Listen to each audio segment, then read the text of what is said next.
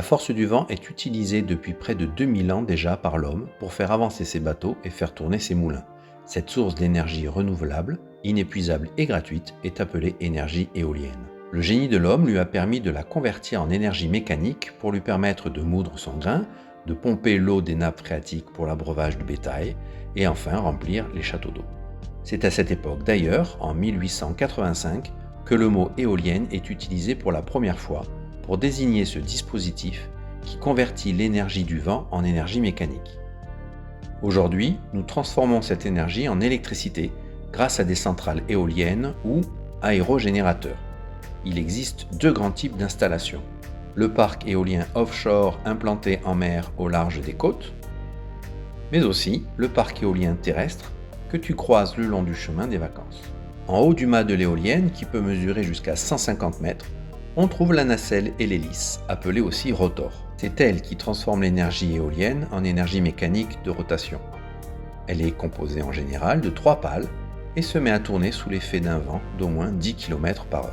La nacelle sur laquelle elle est fixée est équipée d'une girouette et d'un anémomètre.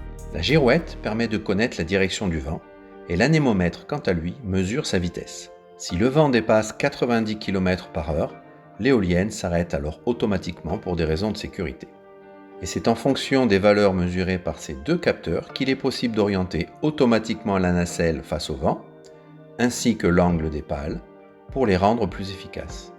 Dans la nacelle, l'hélice fait tourner un premier axe.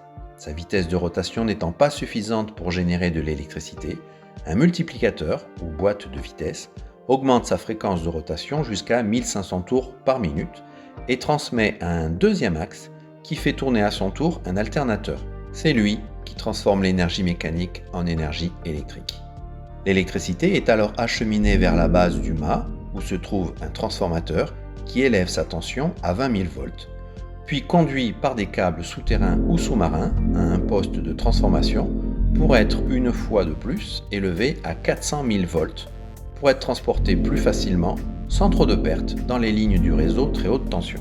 Par la suite, le courant est peu à peu rabaissé par des transformateurs successifs en moyenne tension de 20 000 volts et en basse tension de 240 volts avant d'être distribué chez toi.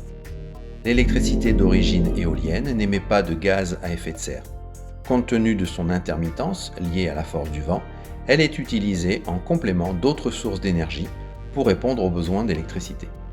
Il existe aussi des éoliennes individuelles pour les particuliers, de la même façon qu'il existe des panneaux solaires. Une bonne façon d'être énergétiquement indépendant et de réaliser des économies.